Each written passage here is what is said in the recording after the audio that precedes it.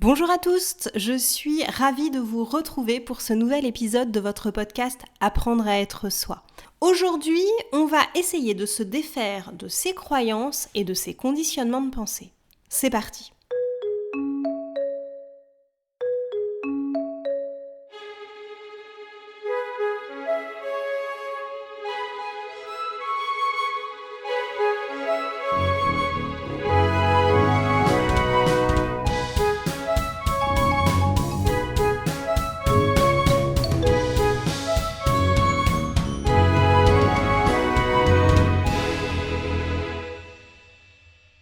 Dans ce podcast, j'ai décidé de refaire un point sur les croyances et les conditionnements de pensée. Je vous rappelle qu'une croyance, c'est une pensée qui est tellement ancrée en nous qu'on ne la remet plus en question. Donc, ça revient à un conditionnement. C'est devenu complètement instinctuel. C'est quelque chose où, pour vous, ça ne peut pas être remis en question. Ça va être les choses pour lesquelles vous vous dites instantanément c'est bien ou c'est mal, c'est beau ou c'est moche. Ça va être les choses que vous faites toujours de la même manière sans plus vous poser de questions. Ça va être quand vous avez quelqu'un qui n'est pas du même avis que vous allez vous dire mais franchement, cette personne ne réfléchit pas quoi. Franchement, mais comment on peut arriver à dire des énormités pareilles ? Et donc en fait, on a des schémas de pensée, on a un certain nombre de croyances qui sont tellement ancrées qu'on ne les voit même plus. Et des fois, elles sont tellement ancrées en nous que même si in fine aujourd'hui on ne serait plus d'accord avec ça, il va nous falloir du travail pour pouvoir aller s'en séparer. Et donc en fait, aujourd'hui, je vais vous inviter à beaucoup vous questionner sur vos pensées automatiques. Quand vous vous retrouvez face à quelqu'un par rapport à qui vous n'avez pas les mêmes idées et que vous sentez que vous avez un avis extrêmement tranché. Quand vous vous dites « Oh, ce qu'elle a fait, c'est vachement bien ». Ou à l'inverse « Oh là, ce qu'elle a fait, cette personne-là, mais franchement, j'aurais jamais pu rendre un travail pareil ». À chaque fois que vous allez avoir ces pensées, je vais vous inviter à prendre un pas de recul ou à prendre de la hauteur. Interrogez vos jugements que vous considérez comme vrais et comme évidents. Et je vais vous inviter à vous poser différentes questions. La toute première, ça va être « Qu'est-ce qui fait que je pense de cette manière-là » ou « Qu'est-ce qui fait que je fais la chose de telle manière ?» Mettons que votre collègue rend un projet et vous vous dites « Oh, c'est trop top !» Ou à l'inverse, comme je le disais tout à l'heure, « Oh là là, comment on peut rendre un truc pareil ?» Je vais vous inviter à vous demander « Qu'est-ce qui fait que vous pensez que son travail est génial ou est médiocre ?» Et là, en général, vous allez sortir une liste de critères. Il y a toutes les sources. Le PowerPoint est super bien élaboré avec des animations. Elle a rendu un fichier écrit en plus de son PowerPoint. Elle a très bien présenté son projet à l'oral. Ou, à l'inverse, si vous avez trouvé son travail médiocre, tous les titres n'étaient pas dans la même police de caractère, il y avait des fautes d'orthographe, elle n'a pas arrêté de bégayer pendant sa présentation, elle a regardé beaucoup ses notes. Voilà. Et là, en général, quand vous êtes dans du jugement, c'est bien, c'est mal, c'est beau, c'est laid, ça doit être fait comme ça et pas autrement, vous allez sortir une liste de critères. Une fois que vous avez votre liste de critères, je vais vous inviter à vous poser cette question. D'où viennent ces critères ? Qui dit que ça, c'est bien ou pas ? Oui, qui est-ce qui dit que pour qu'un projet soit bon, il faut qu'il y ait un joli PowerPoint avec des animations ? Qui est-ce qui dit que pour qu'une femme soit considérée comme jolie, elle doit être mince ? Qui dit que pour être prise au sérieux, une femme ne doit pas avoir une jupe trop courte ? Qui dit que pour être intelligent, il ne faut pas avoir de surpoids ? Oui, c'est une corrélation qui a été mise en évidence par des études de psychologie sociale, qui n'a aucun fondement, mais qui est dans l'esprit de beaucoup de gens et qui ressort dans les études de psychologie sociale. Qui dit ça ? D'où ça vient ? Est-ce que ça vient du fait que votre professeur de licence ou de DUT, la première fois que vous avez rendu un projet avec un PowerPoint, vous a fait cette réflexion ? Il n'y a pas d'animation dans ton PowerPoint. C'est dommage, c'est pas assez vivant. D'où viennent les critères que vous venez de citer pour que cela soit bien ou mal, pour que cela soit beau ou laid, pour que vous ayez donné telle caractéristique à telle personne, pour que vous soyez ou non d'accord avec tel autre, pour que vous fassiez les choses de telle manière. D'où viennent ces critères ? La question suivante, c'est est-ce qu'il existe d'autres façons de voir les choses ? Et là, si vous n'arrivez pas à en voir, je vais vous inviter à vous intéresser à ce qui se passe dans d'autres pays ou à d'autres époques. Si je reprends le fait qu'aujourd'hui, les femmes, pour être considérées par la majorité comme séduisantes, doivent être minces, avoir la taille marquée et la poitrine ferme, il faut savoir qu'à la Renaissance, les critères de beauté pour une femme étaient plutôt d'avoir un léger surpoids, d'être bien en chair, parce que en fait ça dénotait une certaine classe sociale qui avait les moyens de bien se nourrir, et donc le critère de beauté était complètement différent. Et pour moi, par exemple, un projet professionnel, ce qui m'intéresse, c'est plus le fond que la forme. Globalement, que le fond du PowerPoint, il soit blanc ou de couleur et moi perso, quand il y a trop d'animation dans un PowerPoint, ça m'agresse un peu les yeux et je me dis qu'on est en train de me cacher le manque de contenu. Donc, demandez-vous si la liste de critères que vous venez de faire, il n'y aurait pas d'autres façons de penser. Est-ce qu'il n'y a pas d'autres personnes dans vos proches, mais aussi dans d'autres pays ou à d'autres époques, qui peuvent ou pouvaient penser différemment ? La question suivante que je vais vous inviter à vous poser, c'est votre liste de critères là.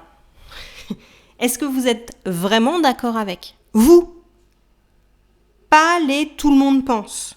Pas les c'est comme ça.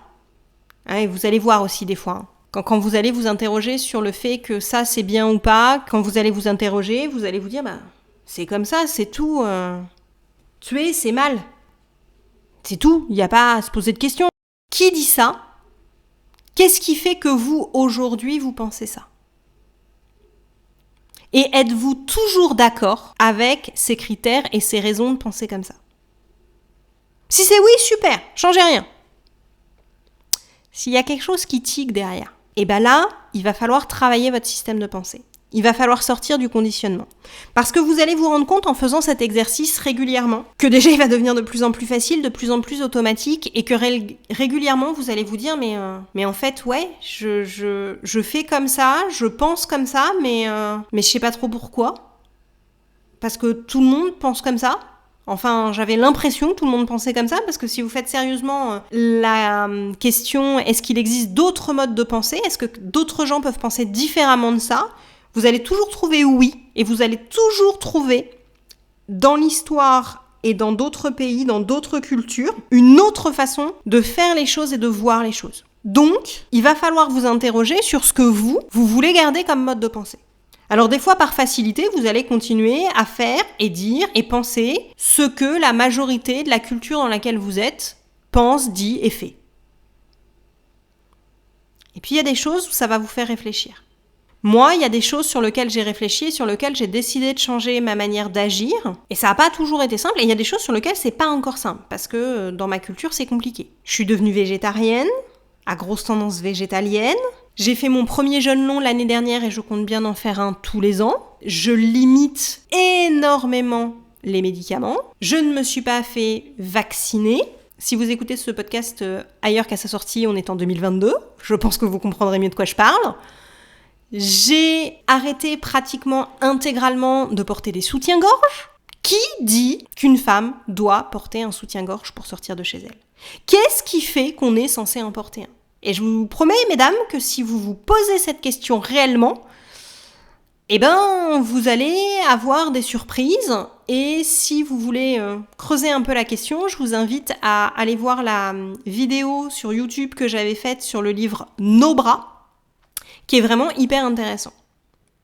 Et il y a plein de choses comme ça que vous allez pouvoir commencer à déconstruire. Et si, à la question « Est-ce que je suis toujours d'accord avec ces critères ? Est-ce que je veux garder cette pensée automatique dans ma vie ?» vous répondez non. je vais vous inviter à faire une première petite action qui va vers la pensée que vous voudriez avoir ou vers le mode de vie que vous voudriez avoir à partir de maintenant. Si je reprends mon histoire de soutien-gorge parce que c'est assez pratique, ça va peut-être être de ne plus porter de soutien-gorge. Alors si vous le portez quand vous dormez, c'est peut-être de ne plus en porter en dormant. Si vous n'en portez pas la nuit, c'est peut-être de ne plus en porter quand vous êtes chez vous. Peut-être que si déjà vous n'en portez pas chez vous, c'est de ne plus en porter sous un gros pull où ça se voit pas. Et comme ça, progressivement, de cheminer et d'avancer. Si vous vous intéressez par exemple au zéro déchet, vous allez voir qu'il vaut mieux y aller petit pas par petit pas. On en revient à la méthode du Kaizen, progressivement, petite action par petite action. Et faites attention à ne pas retomber au bout d'un certain temps dans un autre conditionnement. Le but de sortir des croyances automatiques et des conditionnements de pensée, ça va être au contraire d'avoir une ouverture d'esprit. De pouvoir comprendre que vous pensez comme ça, mais que les autres peuvent penser autrement. Que vous faites comme ça, mais que les autres peuvent faire autrement. Et vous allez voir que du coup, vous allez rentrer beaucoup moins en conflit intérieur et extérieur. C'est-à-dire que vous allez moins rentrer en conflit extérieur parce que vous allez moins dire aux gens que non mais franchement on fait pas les choses comme ça doit pas fonctionner comme ça. Donc du coup vous allez être moins en conflit avec votre entourage et vous allez être moins en conflit intérieur aussi. Parce que des fois on dit rien mais on rumine. On rumine le fait que l'autre il fasse pas les choses comme on veut. Et là les perfectionnistes et les maniaques du contrôle, il y a du taf. Parce que des fois, vous allez repasser derrière les gens, ou des fois, vous n'allez rien dire, mais alors vous allez sacrément vous mordre la langue. Et du coup, eh bien, à partir du moment où vous comprenez que votre mode de pensée, et encore plus vos pensées automatiques, celles que vous n'interrogez plus, ne sont pas des vérités universelles, que d'autres personnes pensent différemment et que vous pouvez choisir de penser différemment si vous le souhaitez, eh bien vous allez vraiment avoir une ouverture d'esprit beaucoup plus grande. Et encore une fois, je vous le disais, vous allez percevoir le monde qui vous entoure différemment. Et vous allez pouvoir vraiment vous décrocher, vous détacher de votre éducation, des conditionnements de la société et de vos croyances automatiques. Et plus vous allez le faire, plus quand vous avez une réaction de jugement, qu'il soit positif ou négatif, plus vous allez faire ce travail de qu'est-ce qui fait que je pense comme ça? Qu'est-ce qui fait que j'ai réagi comme ça? Qu'est-ce qui fait que je fais les choses comme ça? Que vous allez lister les critères, que vous allez vous dire mais attends, d'où viennent ces critères? Qu'est-ce qui fait? Qui est-ce qui dit que c'est comme ça? D'où est-ce que moi j'ai intégré ce truc-là?